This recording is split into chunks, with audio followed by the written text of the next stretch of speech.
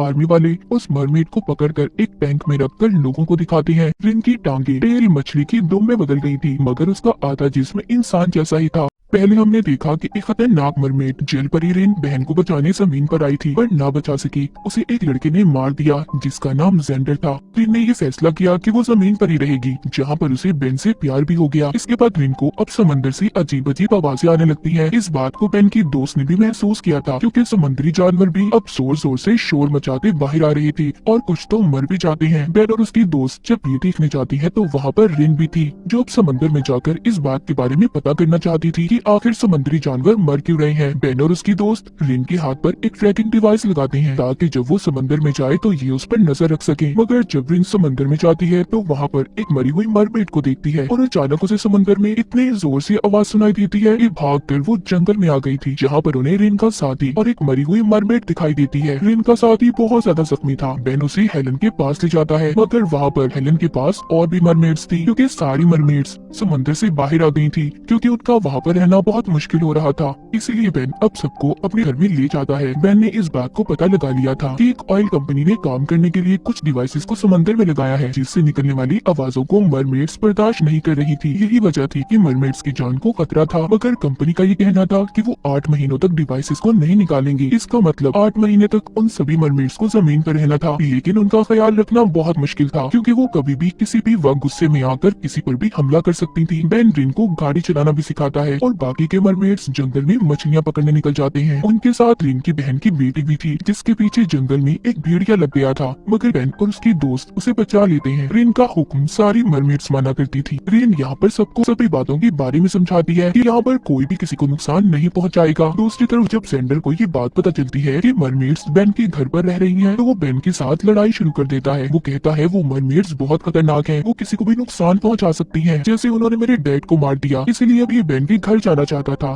ताकि वहाँ पर जाकर सबको मार सके। पर इससे पहले ये बेन के घर जाता, वो सभी मरमेड्स को लेकर एक खुफिया जगह पर चला गया था। अब रिन को भी समंदर से दूर रहे काफी दिन हो चुके थे, इसीलिए उसका सांस भी अब ठीक तरह से नहीं आ रहा था। समंदर में नहीं जा सकती थी, इसीलिए बेन और उसकी दोस्त एक बहुत बड़े टैंक में समंदर का पानी डाल देते हैं ताकि उसके अंदर जाकर रिन को सुकून महसूस हो सके। उधर बेन सपना देख रहा था। जो सपना बेन देख रहा था, मजे की बात ये थी कि रिन को भी वैसा ही सपना आ रहा था, क्योंकि मरमेड्स को समंदर में सपने नहीं आते थे और जमीन पर पहली मर्तबा रिन ने सपना देखा था। इसके बाद हम देखते हैं बेन और उसकी दोस्त ने मरमेड्स के लिए एक बड़े घर के साथ साथ वाटर टैंक भी बना दिया था। वो इन सभी की नकली आईडी भी बनवा देते हैं ताकि जमीन पर रहते हुए उन्हें कोई परेशानी ना हो। वो सभी को अपने साथ पूरे टाउन की सैर करवाते हैं, मगर यहाँ पर एक मरमेड गायब थी, जिसको जेंडर ने एक कश्ती में कैद करके रखा हुआ था। वो उस मरमेड को ब्लैकमेल करता है, कहता है अगर तुम मुझे बाकी के मरमेड्स के बारे में बता दोगी तो मैं तुम्हें यहाँ से जाने दूंगा, और अगर तुमने ना बताया तो भूल जाओ कि कभी तुम आजाद हो सकती हो। वो सब कुछ ऐसा इसलिए कर रहा था क्योंकि वो सभी मरमेड्स को मारकर अपने डैड का बदला लेना चाहता था। वो ये सोचता है कि मरमेड सबके लिए खतरा होती हैं। अब वो मरमेड बहुत जख्मी थी, ना तो वो उसका मुकाबला कर सकती थी और ना ही यहाँ से भाग सकती थी, इसीलिए वो इसका साथ देने के लिए तैयार हो जाती है। जेंडर ने उसे आजाद कर दिया था। वो जाकर इनकी बहन की बेटी के पास जाती है, जिसको वो बताती है कि तुम्हारी मॉम को एक इंसान ने मारा था।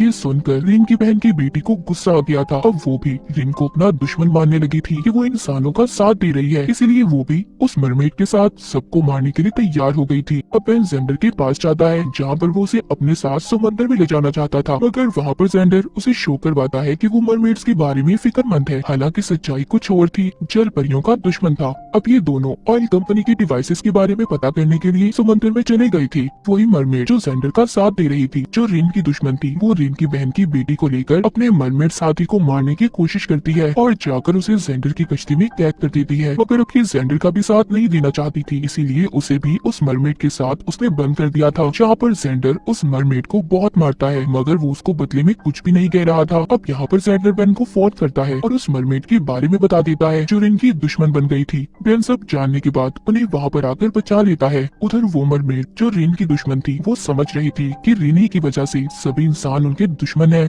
इसलिए वो बाकी की मरमेड्स के पास जाती है और सबसे ये कहती है कि उन्हें रिन को खत्म करना होगा, मगर कोई भी इस मरमेड का साथ देने के लिए तैयार नहीं था। जिसके बाद रिन उसी मरमेड अपनी दुश्मन साथी को समझाती है कि हमें वापस से समंदर में जाने के लिए इंसानों की जरूरत है, वो हमारी मदद करेंगे। इसलिए मरमेड रिन की बात को समझ गई थी।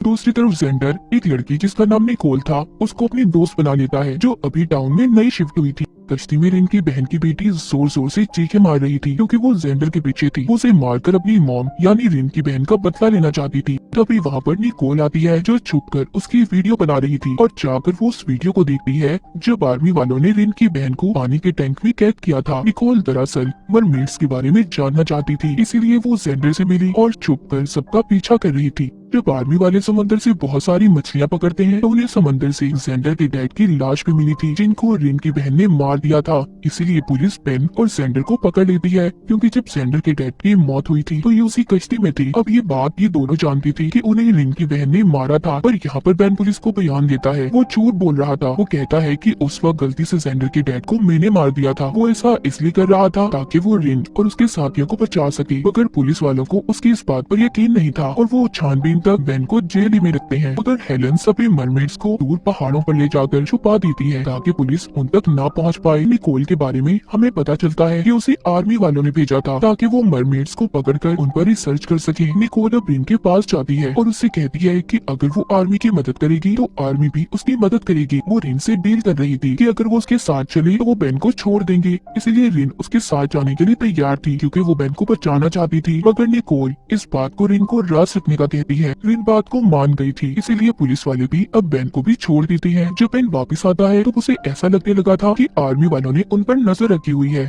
बेन और उसकी दोस्त इस बात को नहीं जानते थे कि बेन की जान रिन ने अपनी जान खतरे में डालकर बचाई थी। रिन अगले दिन निकोल के साथ आर्मी की लैब में जाती है जहाँ पर उसके कुछ टेस्ट लिए गए थे, मगर रिन जल्दी वापस आ गई थी। बेन के वापस आने के बाद सभी मरमेड्स भी पहाड़ों से वापस आ गए थे। अब बेन को भी ये बात पता चल जाती है कि वो ऑयल कंपनी जिसने समुद्र में डिवाइसेस को लगाया हुआ था वो बेन के डैड की कंपनी है। इसीलिए वो भी फैसला करता है कि वो समुद्र में जाकर सभी डिवाइसेस को निकाल देगा ताकि सभी मरमेड्स वापस से समुद्र यानी अपने घर में जा सके। अब ये सभी मरमेड्स को लेकर कश्ती में समुद्र में चला गया था। उधर बेन के डैड ने अपनी ऑयल कंपनी के लिए एक पार्टी रखी थी। अपनी तेल से भरी कश्ती आज रात सबको दिखानी थी, मगर बेन के प्लान के मुताबिक सभी मरमेड्स समुद्र में जाकर सारी डिवाइसेस को निकाल देती हैं, जिसमें बहुत सारा तेल था। उस कश्ती को भी आग लगा देती हैं। ये काम करने के बाद बेन और उसकी दोस्त वापिस से पार्टी में आ गए थे। उधर जेंडर और रिन का साथी मरमेड वो दोनों जेंडर की कश्ती में थे। वहाँ पर रिन की बहन की बेटी आकर उन पर हमला कर देती है। इसका मतलब ये था कि वो बाकी मरमेड्स के साथ समुद्र में नहीं गई थी ताकि वो जेंडर को मार सके। जेंडर अपनी जान को बचाते बचाते गैस की पाइप को काट देता है जिससे उनकी पूरी कश्ती में आग लग गई थी। इसका पता जब बेन और उसकी दोस्त को चलता है तो वो उन्हें बचाने जाते हैं। बेन जल्दी से वहाँ पर जाकर जेंडर और रिन की साथी की जान को बचा लेता है। अब सभी मरमेड्स पानी में जा चुकी थी।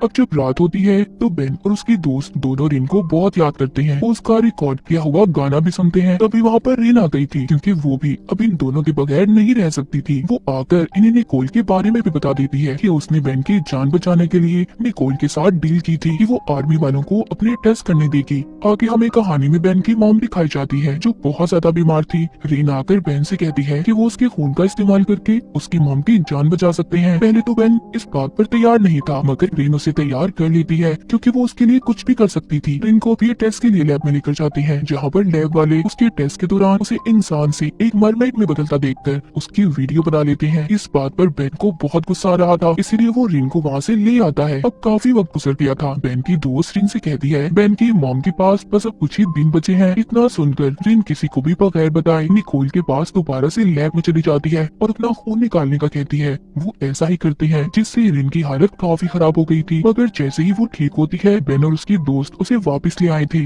अब बेन भी बहुत परेशान था क्योंकि डॉक्टर्स ने बिना कोई रिसर्च किए बेन की मॉम को रिन का खून लगा दिया था। वो ये सोच रहा था कि पता नहीं रिन का खून उसकी मॉम पर क्या असर करेगा, इसीलिए रिजल्ट आने तक बेन को डॉक्टर्स घर भेज देते हैं। वहीं घर पर वो अपनी दोस्त और रिन को शॉपिंग पर ले गया था। शॉपिंग करते हुए रिन अचानक से एक औरत पर हमला कर देती है। पता नहीं उसे क्या हुआ था। घर आकर रिन दोबारा नॉर्मल हो गई थी, मगर कुछ देर के बाद रिन को दोबारा से इतना गुस्सा आता है कि वो बेन को मारने की कोशिश करती है, लेकिन सही वक्त पर बेन की दोस्त ने उसे बचा लिया था। थोड़ी देर बाद रिन को समुद्री जानवरों की आवाजें आती है जिनको वो मारने के लिए भागती है। ये सब देखकर बेन और उसकी दोस्त उसे एक शीशे के टैंक में बंद कर देते हैं। तभी उन्हें निकोल का फोन आता है। वो बताती है कि रिन का खून लेने की वजह से इसका एक हार्मोन ज्यादा हो गया है जिससे रिन को बहुत गुस्सा आ रहा है। तभी बेन को ये भी पता चलता है कि उसकी मॉम रिन का खून लेने के बाद ठीक हो गई है और मुकम्मल ठीक होने के लिए उन्हें और खून की जरूरत है। शीशे के टैंक में कैद रिन उस टैंक को तोड़ देती है। बेन के मना करने के बावजूद वो जंगल में चली गई थी। बेन और उसकी दोस्त उसे बहुत ढूंढते हैं मगर वो उन्हें कहीं पर भी नहीं मिलती। यहाँ पर निकोल उनकी मदद करती है और उन्हें बता देती है कि वो कहाँ पर है। जंगल में तीनों रिन को पकड़ने की कोशिश करते हैं मगर रिन बेन की दोस्त के पास जाकर उसे अपना गाना सुनाती है और इसी के साथ रिन नॉर्मल यानी ठीक हो गई थी। मतलब ये था कि उसके गाने का असर रिन पर खुद ही हो गया था। जिसके बाद बेन और उसकी दोस्त अपने दिमाग का टेस्ट करवाते हैं और साथ ही रिन के गाने का भी। जहाँ पर डॉक्टर्स जब उस गाने को सुनते हैं तो हैरान हो जाते हैं कि वो किसी इंसान के दिमाग पर इतना गहरा असर कर सकता है। वो वहाँ पर एक चूहे को शीशे के टैंक में बंद कर रिन का रिकॉर्डेड गाना सुनाते हैं जिसका असर उस चूहे पर इतना ज्यादा हुआ था वो इतना ताकतवर हो जाता है कि शीशे के टैंक को ही तोड़ देता है। उधर जब बेन की मॉम ठीक होने के बाद सबको खाने पर बुलाती है तो यहाँ पर बेन की दोस्त को न जाने क्या हो गया था। वो सबको बेन और इनके बारे में बता देती है कि दोनों एक दूसरे से प्यार करते हैं। वापिस आकर वो रिन को बताती है कि पता नहीं जब से मैंने तुम्हारा गाना सुना है मेरे दिमाग पर खुद अपना कंट्रोल नहीं है। आगे इनका काम इस गाने के बारे में पता करना था कि कैसे ये रिन के गाने का असर अपने दिमागों से खत्म कर सकते हैं। अब निकोल बेन की दोस्त का डॉक्टर के साथ इंटरव्यू लेती है और उसका दिमाग काम ही नहीं कर रहा था। उसे किसी सवाल का जवाब नहीं आता। वो गुस्से से उठकर वापस बेन और रिन के पास आ गई थी। इसीलिए रिन अब इस गाने का असर खत्म करने के लिए समंदर से एक मरमेड को बुलाकर लाती है जो इस गाने के असर को खत्म कर सकती थी मगर वो भी इस गाने के असर को खत्म नहीं कर पाती। अब रिन बेन को समंदर में एक जगह का बताती है जहाँ पर जाकर इसके गाने का असर बेन की दोस्त के दिमाग से खत्म हो सकता था। वो बारहवीं वालों से बात करके एक मशीन को लेकर समंदर में उसी जगह पर जाते हैं। निकोल ने उस मशीन में कैमरास को भी लगा दिया था पर इन बेन और उसकी दोस्त के अलावा इस जगह को किसी और को दिखाना नहीं चाहती थी इसलिए बेन कैमरास को बंद कर देता है। अभी उसी जगह पर जाते हैं जहाँ पर मरमेड्स के बच्चे पैदा होते थे। रिन बताती है कि वो भी यहीं पर पैदा हुई। आगे वो इन्हें एक ऐसी रोशनी वाली जगह पर लेकर जाती है जहाँ पर आकर बेन और उसकी दोस्त को बहुत अच्छा लग रहा था। ये एक जादुई जगह थी जहाँ पर मरमेड्स मरने के बाद अपने गाने को छोड़ जाती थी। वो यहीं पर बचते रहते थे। अब आखिर ये तीनों वापिस आ जाते हैं। वापिस आकर इनके दिमागों को आर्मी वाले दोबारा टेस्ट करते हैं। इन्हें पता चलता है कि इनके दिमागों से अब रिन के गाने का असर खत्म हो गया है। तो बेन और उसकी दोस्त बहुत खुश होते हैं। यहाँ पर हमें ये भी पता चलता है कि जब ये तीनों समंदर में गए तो निकोल ने इनके घर में कैमरास को लगा दिया था जो इनकी हर चीज पर खुफिया तौर पर नजर रख रही थी। इसके बाद रिन का वही साथी जो पहले जमीन पर आया था वो दोबारा से समंदर से जमीन पर आ गया था क्योंकि उसका समंदर में दिल नहीं लग रहा था। बाद में वो मरमेड हेलन के घर पर गया था। तभी हेलन के घर पर एक औरत आती है जो रिन के साथी को अपने साथ ले गई थी। जब ये बात हेलन बेन को बताती है तो इस बात का पता आर्मी वालों को भी चल गया था जिन्होंने कैमरे के जरिए इन पर नजर रखी हुई थी। वो समझ जाती है कि रिन के अलावा एक और मरमेड है जो टाउन में इंसान बनकर रह रहा है। इसके बाद हमें रिन को दिखाया जाता है जिसकी जिल्द अब चमकने लगी थी। इसका मतलब ये था कि ये ऐसा मौसम था जब मरमेड्स बच्चे पैदा किया करती थी मगर इंसानों के फेंके जाने वाले समंदर में केमिकल्स की वजह से बहुत सालों से मरमेड्स ने बच्चे पैदा नहीं किए थे। इसीलिए वो बेन को बताती है कि वो अपने साथी को जो जमीन पर आया है उसे वापिस से समंदर में ले जाएगी ताकि वो बच्चे पैदा कर सके। अब वो ऐसा ही करती है मगर जब वो वापिस आती है तो अभी भी वो मां नहीं बनी थी। इसके बाद हमें कहानी में जेंडर दिखाया जाता है जो एक रिपोर्टर को रिन की बहन की कब्र पर लेकर गया था जहाँ पर वो देखते हैं उसकी कब्र खाली थी। कोई उसकी लाश को निकाल कर ले गया था। जब जेंडर ये बात बेन को बताता है तो वो इस बात का पता करने चुपके से आर्मी की लैब में जाता है जहाँ पर वो रिन की बहन की लाश को देखता है। इन सबके पीछे आर्मी का हाथ था। उधर ही बेन को अपना एक दोस्त भी मिलता है जिसकी याददाश्त जा चुकी थी क्योंकि उसने भी रिन के गाने को सुना था। इसीलिए आर्मी वाले उस पर भी टेस्ट कर रहे थे। आगे रिन को भी ये बात पता चल जाती है कि बेन उसी इंसान की फैमिली से है जिसने अपनी बीवी को बचाने की खातिर सभी मरमेड्स को मारा था और तब से ही मरमेड्स इंसानों को अपना दुश्मन समझने लगी थी। रिन बेन पर बहुत नाराज होती है इसलिए वो गुस्से में जंगल में चला गया था। अब पीछे बेन की दोस्त रिन को समझाती है कि बेन उन लोगों जैसा नहीं है जो किसी की भी जान लेगा। सब समझने के बाद रिन बेन से माफी मांग लेती है।